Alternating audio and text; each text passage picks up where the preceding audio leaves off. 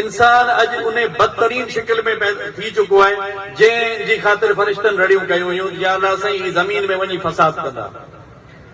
पर अल्लाह जी ज़ात फरमायो जेको आऊं ॼाणा थो उहो तव्हीं नथा ॼाणो जेको अल्लाह साईं फरिश्तनि खे ऐलान कयो। अॼु असीं उन इंसान खे पंहिंजे अखियुनि सां ॾिसूं पिया त जेके चवनि था त मज़हब खां इंसान वॾो आहे उन्हनि खे आऊं इहो सोचाइण चाहियां थो ऐं उन्हनि खे इहो आऊं यादि कराइण चाहियां थो त जेकॾहिं मज़हब खां इंसान वॾो हुजे हा त इंसान उहो हो जॾहिं न्याणियूं पैदा थींदियूं हुयूं त उन्हनि खे ज़िंदा दफ़न कंदो हो।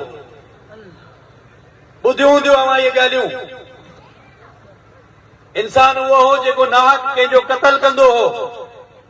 इंसान उहो हो जेको हराम खाईंदो हो, उनखे हराम हिलाल जी तमीज़ कोन हुई। इंसान उहो बि हो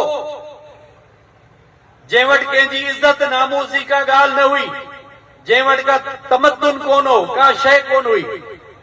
हिकिड़ो जहालत जो दौर गुज़ारियो उन्हनि, पत्थर जो ज़मानो ॾिठो उन्हनि, उन्हनि जा ज़हन बि पत्थर थी विया। उन्हनि में अल्लाह जो को ज़िक्र कोन हो।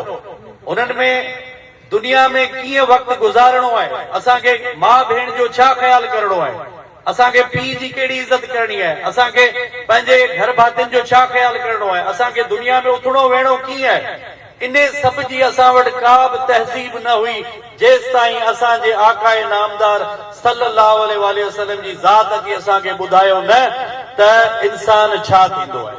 सुभान अल्लाह। त उन्हनि सभिनि खे आऊं हिन प्लेटफॉर्म तां इहो जवाबु ॾियणु चाहियां थो ऐं सोचण जी दावत ॾियां थो त जेकॾहिं मज़हब खां इंसान वॾो हुजे हा त इंसान त उन खां पहिरीं खां आयो पियो। ही मज़हब आहे जंहिं इंसान खे इंसान थियणु सेखारियो आहे। ऐं अल्हम्दुलिल्लाह दीन इस्लाम असुल में ज़िंदगी गुज़ारण जो तरीक़ो आहे।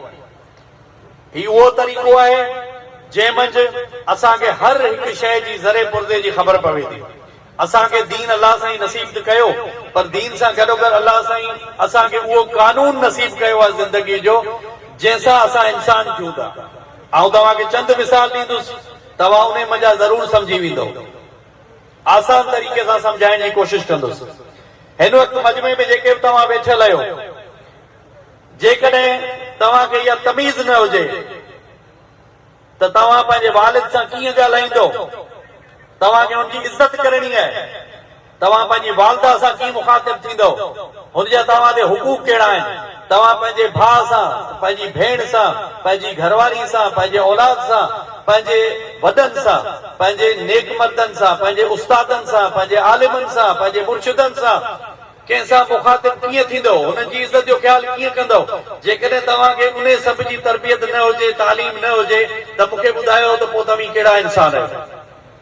मुंहिंजो तव्हां खां सवाल आहे, मूंसां ॻाल्हायो, माच करे न वियो, ॻाल्हाईंदो त मूंखे ख़ुशी थींदी, मूंखे लॻंदो त तव्हां इन शइ खे ॿुधण बि चाहियो पिया, मैं इन ॻाल्हि मां कुझु फिराइण चाहियो पिया। आउं जेको नुक़्तो तव्हांजे अॻियां रखणु चाहियां पियो उहो इन लाइ रखणु चाहियां पियो त आउं तव्हांखे आसान तरीक़े सां सम्झाए सघां। दादा मज़हब ई अची असांखे इहो सेखारियो आहे त इंसान छाखे चइबो आहे, इंसानियत छाखे चइबो आहे।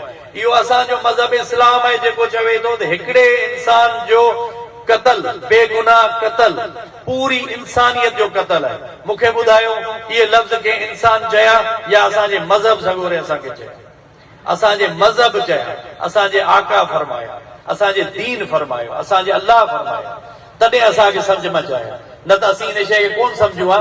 जीअं हाबील काबील जो किस्सो आहे, हुननि क़तल करे विधो, असां ईअं ई पिया कंदा अचूं हा, असीं सुधरी कोन सघूं हा। हीअ अल्लाह जा जेके नबी सगुरा आया उन्हनि छा अची ॿुधायो असांखे?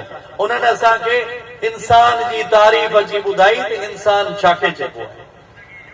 त असां ॿियनि नबियनि सभिनी जी जेका शरीयत हुई, जेको उन्हनि जी दावत दीन हुई, उन सभिनी जा क़ाइल आहियूं, पर असां हिन वक़्तु सभु मुस्लमान दीन मोहम्मदी तहत हलण वारा आहियूं ऐं आका सल्लल्लाहु अलैहि वसल्लम जी जेका शरीयत मुबारक आहे उहा असां ते लागू आहे।